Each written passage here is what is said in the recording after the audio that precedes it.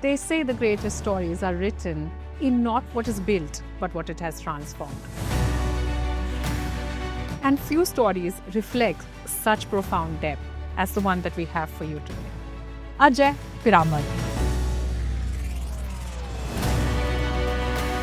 In the 1970s, a young man was thrust into leadership far earlier than planned, faced with the untimely death of his father and brother and the family business in flux. From those defining years emerged not just resilience, but the ability to see opportunity where others saw uncertainty.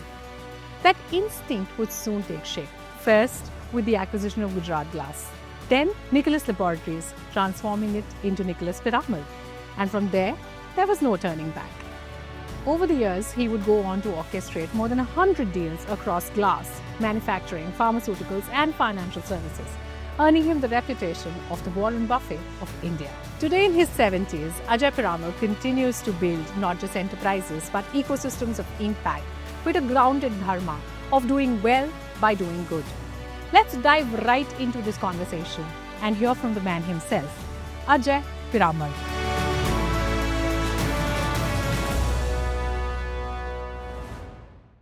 Thank you very much, Mr. Ajay Piramal, for joining us on this episode of Future Lens. My pleasure. Thank you. Let's dive straight into this conversation with the first question that I have. Piramal Foundation has become a powerful pillar of the group's purpose-driven vision. How exactly do you envision the foundation's role evolving in the context of India's social transformation journey? If you look at India's social transformation journey, today we are become the fourth largest economy in the world in terms of GDP. And the way we are growing, I think, and that's what all the estimates show that by 2030, we should be the third largest economy. In this part, what is unfortunate is that there are some parts of the country and some people who have not prospered as much as the others have. Yes, we've in the last 10 years have lifted 400 million people out of poverty, but still there are some people who are left behind. And my concern is that the gap between the people who are the haves and the have-nots is only increasing. So look at India. If I was to separate out the eastern part of India and look at the per capita income of people in the east, and that in the rest of India, the difference today is 2.2 times. The per capita income is higher in the rest of India compared to the East India. And this was in 10 years ago, this difference was only 1.6 times. So as we are progressing, as we're getting more and more technology and people are becoming better in terms of education and skills, some parts of India are being left behind. And that's where we as a foundation want to play a role so that these people, which is the eastern states of Jharkhand, Assam, Chhattisgarh, Orissa, Bihar, how can we lift these people who have got multi-dimensional poverty out of that in the next few years? And that's what the foundation is doing with an alliance. That's actually quite powerful for us, having a global alliance to actually lift, the socially backward states and the financially backward states out of poverty and bring them to, a level playing field in the entire country is a beautiful aspiration. To, sort of zoom into that aspiration, India also aspires to become a $10 trillion economy with equitable access to education and healthcare. While that remains a sort of foundational challenge when we say that we want to become that economy. How is Piramal Foundation leveraging all tenets of transformation, whether it's technology, policy partnerships, or community networks, to drive that, impact across these sectors? So to drive the impact, I think we have to recognize that actually in the field of all the social functions that are there, like education, health, whether it is sanitation, water and all, the government is spending a lot of money and the funds are only increasing every year by 12-13%. Almost, if I look at it in terms of $500 billion is the budget which the government has on social schemes are increasing significantly. But still, we are finding that there are gaps. And I think it's because we have to work to see that how we can also work with government to see how we can make the systems more effective. And that's what our foundation has been doing, is to seeing how to improve the systems. And this is the alliance that we have. This alliance is with government, it's with the social, with other NGOs, it is with other philanthropists, it is with other people, global philanthropists, also with areas where people who have expertise in this. So this is what we want to do so that we can make a transformation. And we've seen this work in the past. I can say that we started this foundation in 2008, and we started first trying to look at how we can change some things in the education system in Rajasthan. So working with government in government schools, I'm happy to say that when the last national assessment survey of education was done, Rajasthan came out as the second most improved state in terms of school learning levels. And earlier I used to say that it is like in the Bimaru category, but it's no longer that. Similarly, I think we were working in aspirational districts, and those are, as you know, the most districts which have been the least developed. And that's where we worked. And during that period, again, there was an assessment which was done independently by government, by Niti Aayog.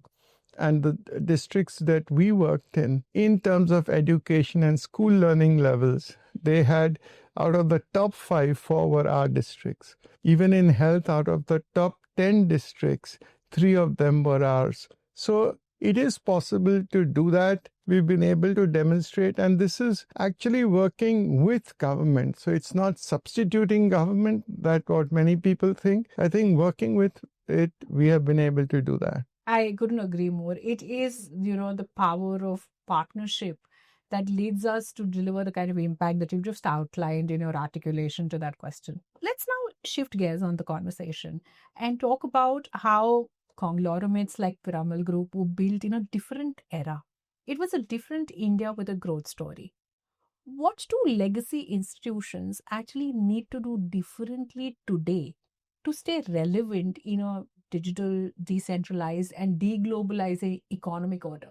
My belief is that for any group in today's changing environment to remain relevant is that one is that we have to first understand what the change is and be in touch with the environment to understand what the change is. And today it's rapidly changing. What you're seeing in terms of AI, in terms of deep tech, I mean, there's a daily change. So that's what we are also incorporating into our businesses. If you see, whether it is financial services, whether it is our pharma, whether it is real estate or any other business, we ensure that we are trying to be as up to date as possible, because every day there's a change, and that is also become much more digitally savvy. Also, I think we have to look at seeing how we can get our talent, give them much more opportunities to grow and actually make some mistakes as well. Though I feel that, frankly, certain things will still remain good and positive as they were even before. One is that we are fortunately in this country, we have a very positive growth environment. Today, it is the fastest growing large economy, and I think it will continue for some time. The demographics are in our favor. The fact that everything today is actually aligned that a country like India will go ahead. So that will continue. I also feel that when everything changes, but certain values should remain and would remain the same. And I think that will be the cornerstone of our progress. Quite beautifully laid out, I must say. And I concur that things at home here in India are working towards that rise that we are pushing toward. And India's economic rise is actually happening at a time that is intensifying in the global order. If we see, there are trade wars, there's protectionism, especially with US-China dynamics, policies like Trump tariffs. How does this shape your thinking on possible, global supply chain resilience, strategic alliances across the globe, or even market diversification? So we are again in a very fortunate position because we have a large domestic market. We are the fourth largest consumption market. And I think we have to focus also on our own domestic market. Today, exports are not as significant to us in terms of GDP. They are in single digit part of the GDP. So in that sense, we have some strength in it. It also means that I think we have to raise the level. I believe that in manufacturing, we got left behind. I think this is one area that we have to focus on. You know, at one time, India used to have 25% of our GDP was manufacturing, out of manufacturing output.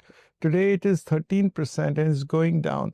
But all the initiatives they are taking, whether it's a PLI, whether it's the focus on, you look at semiconductors, you look at batteries, you look at the whole digital infrastructure that we have. I think these are advantages that we'll have to build upon even more. I also feel one other area which I think in the global we can have strength is in terms of agriculture. There are many countries which will need more and more of agriculture imports, and India with our huge number of, the huge area under cultivation. If we improve the productivity, our costs are much lower and we can actually make a difference in that as well. It's also important when you look at it, manufacturing and agriculture are important even to see that we get people are employed gainfully.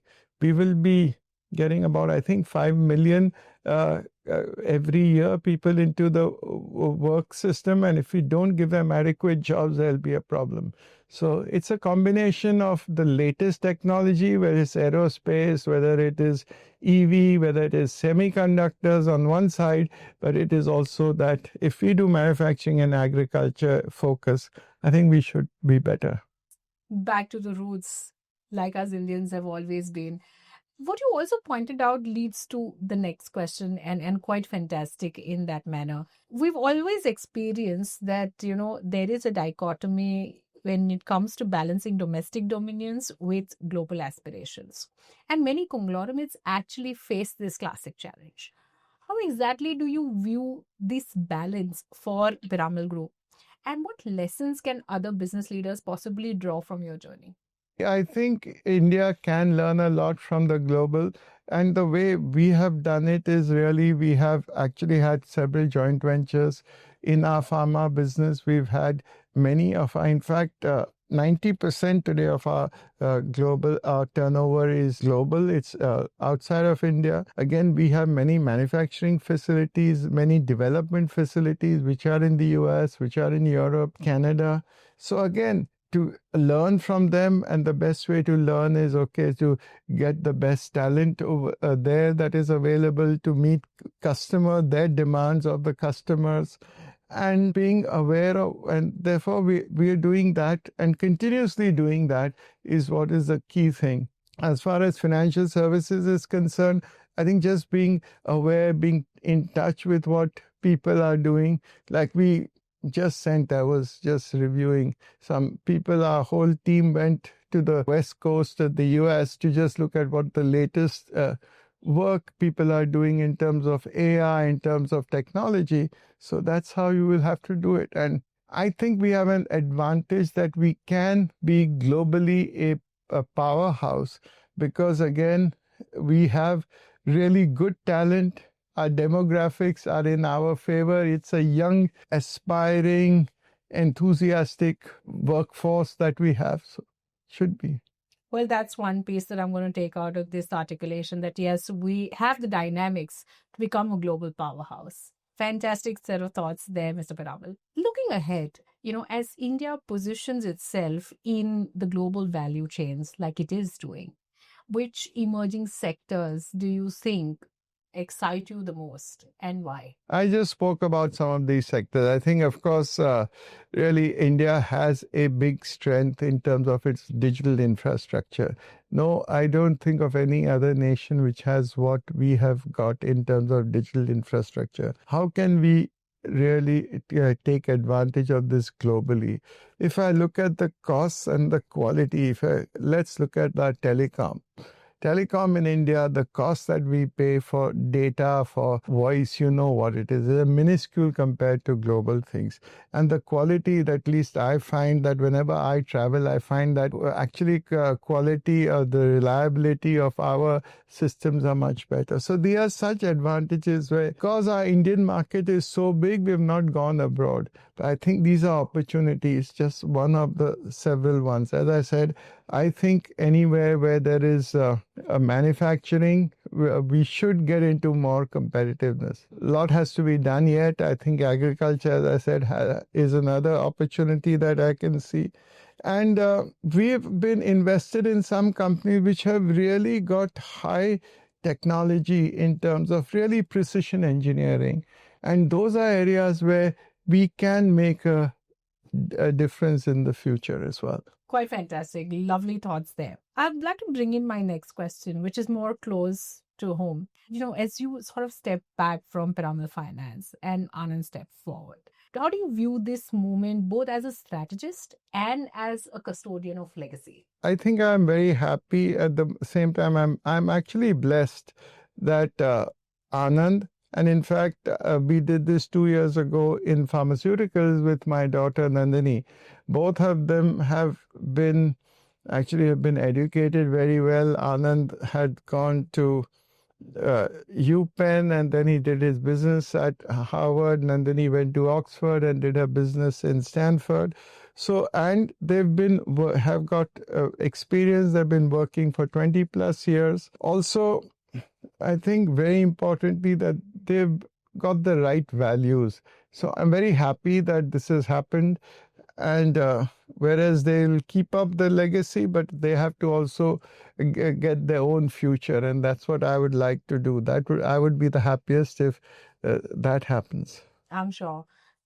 Starting out with the business at an age of 22, like you did, and then bringing it where it is, and then sort of leading the reins to the next generation to take forward is a very proud moment, like you've just expressed. Wonderful. Finally, when the history of Indian businesses is written decades from now, what legacy would you want Piramal name to represent? I think what legacy I would want is that people should think that it is a group which is driven by purpose. And purpose is to see that we perform well and we do good. Doing well and doing good is the purpose, and that should be the legacy, is that we look upon ourselves as people look up at us as trustees. What is a trustee? A trustee doesn't only look after the benefit of the shareholders, but of a society as a whole.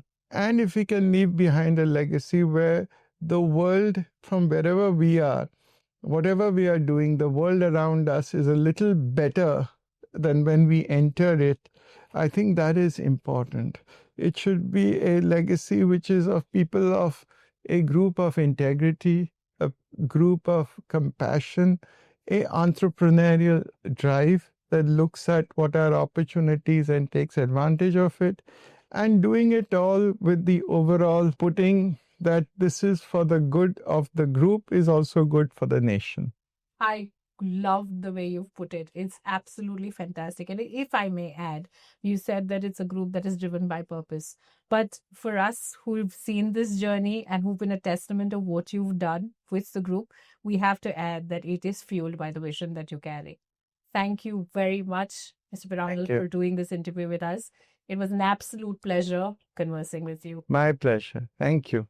Well, that, ladies and gentlemen, was a fabulous conversation with Ajay Piramal. When the next chapter of Indian business history is written, it won't be just about growth or scale. It will be about the strength of conviction, the courage of purpose, and the resilience of institutions that outlast trends. Ajay Piramal, through a life of choices marked by integrity, strategic boldness, and purpose-led vision, reminds us that legacy isn't inherited. It's built day by day, decision by decision. He shows us that legacy isn't inherited, it's built. And that is done one bold choice at a time. As we wrap this conversation, the real question isn't what he has achieved, but what each of us is ready to take away from his journey, where each of us is ready to dare, decide, and create history. We'd like to thank Mr. Piramal for joining us and take a peek into this rare and resonant journey crafted with legacy and ambition. And to our viewers, we'll appeal you to stay curious, stay reflective, and keep watching the future lens, because the future always belongs to those who are ready to see it first.